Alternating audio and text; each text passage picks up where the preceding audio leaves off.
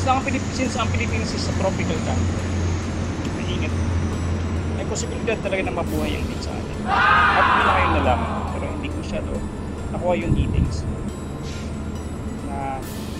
Naalala ko niya. Yung kasama ko dati sa McDonald's, si Mervin. Yung tiyuhin niya dati taga sa Saudi. Nagala ko na. Nagkaroon ng date sheet siya. Tinanim sa bakuran ng pinsan nila. Tumubo ang dates. कुसुसाङपु कस्तो छ कस्तो छ ठिक छ राम्रो छ apa kabar ma? Hai, alhamdulillah baik. Balaso. Assalamualaikum Ahmad.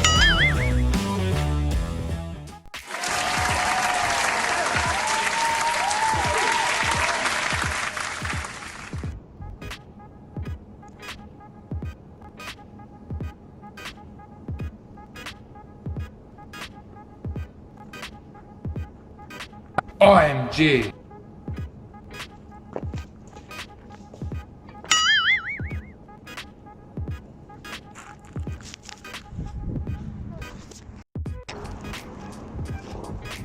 OMG. Gago!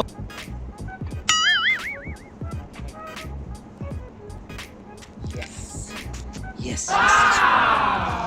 Meron pa eh. Sarap. Ganito kasi yung nabibili ko dun sa mga bakala, sa mga supermarket. Ganito kasi yung lasa, matamis. Tapos yung lasa niya, ang ikukumpara ko to, ang lasa niya sa ubod siguro ng niyog. Ubod ng niyog na medyo makapal yung texture niya, na mas matamis to kumpara sa ubod ng niyog. Yung hindi tong ripe na to. Hindi tong ripe na to, yung yung hilaw. Ganun yung lasa niya.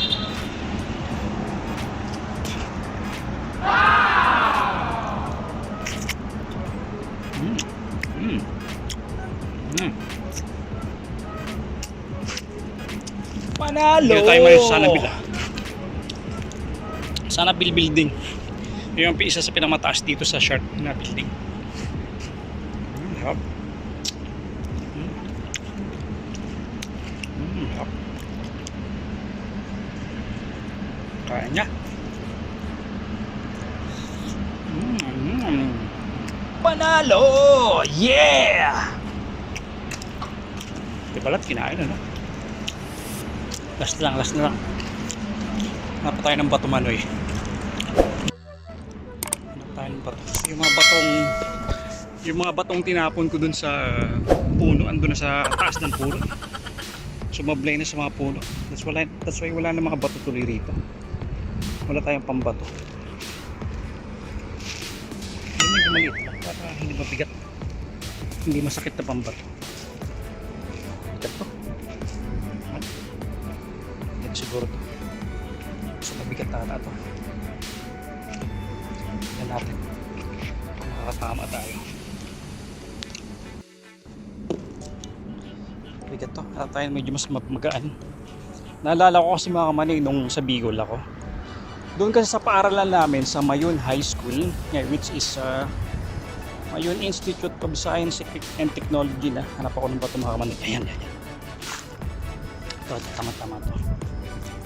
Pag pumapasok kami at kami medyo elementary days. Medyo bata pa, elementary days or early high school. We used na mamato kami ng mga pili. Ayun mga bunga man yun. We used to mamato kami ng mga pili. Kaya sabi ko, naalala ko yung time na ako nasa high school, elementary. Lagi kami namamato ng pili sa Bicol. Alam nyo naman mga kamanoy, yung Bicol ay well known siya sa pili nuts. Ang daming pili doon sa amin, sa school namin. Sarap. Lakas ng tripan. Isa pong 40 anyos namamato.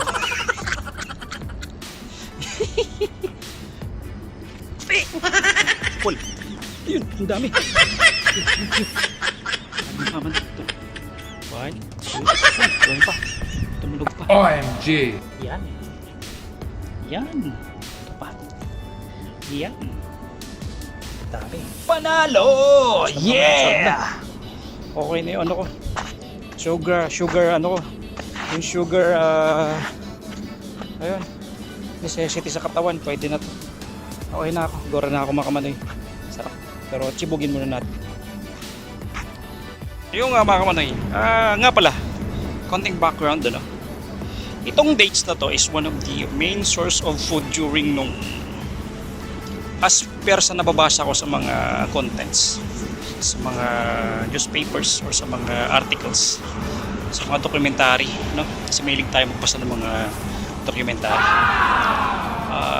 Dates are one of the main source of of food ng mga early Arabs ng mga panahon.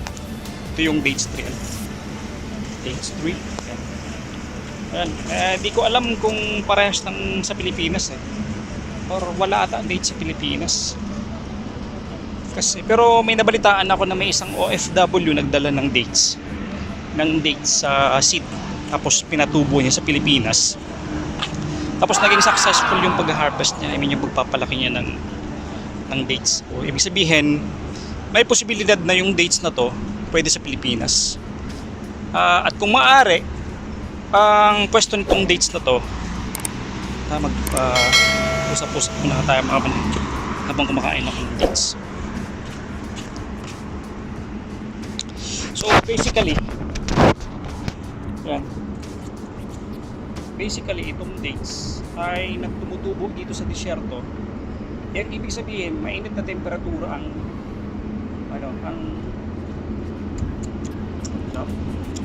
hanap nilang panalo. So, since ang Pilipinas is sa tropical country, mainit, may posibilidad talaga na mabuhay ang dates sa atin. At hindi na kayo nalaman, hindi ko siya nakuha yung details. Naalala ko niya. Yung kasama ko dati sa McDonald's, si Mervin. Yung tiyuhin niya dati taga sa audit. Nagala ko na. Nagdala ng date sheet siya. Tinanim sa bakuran ng pinsan nila. Tumubo ang dates. Doon sa Quezon. Taga Quezon province siya. To be specific. Hindi ko alam kung saan sa Quezon. Taga Santa Cambab. Yan, tumubo yung dates at nagkaroon sila ng dates sa lugar nila. Ito sa story during may McDonald's dates with Mervin sa kaibigan sa Mervin. Wala, trip ko lang din trip ko lang mamato. Nagpakabatang picture muna tayo. Masarap naman kasi itong dates Ang gusto ko dito sa dates na to, itong dates na to, pinapalaman ko sa tinapay. May mga tinapay dito sa Middle East na dates flavored siya. At bagay siya, in fairness, bagay siya doon sa tinapay.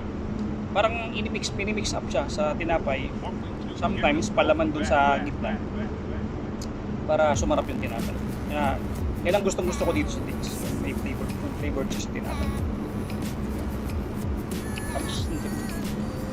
Ang kagandahan sa prutas. Kahit na sobrang tamis ang prutas, hindi ka magkakaroon ng tonsillitis. Kasi ako prone ko sa tonsillitis mga kapatid.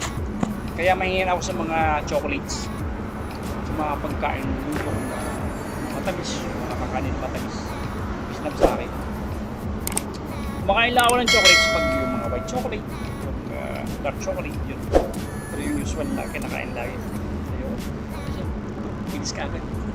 Parang nagre-reklamo ka agad yung tonsillitis. After pag hindi ko siya na-balance pag hindi ako nakakain ng maalat, automatic yun, kakaroon ako ng tonsillitis.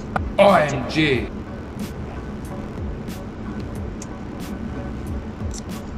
Up.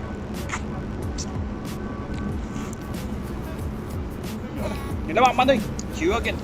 Salamat sa pagsama sa pagtitrip ko dito sa dates. Salamat mamang dates. Gago!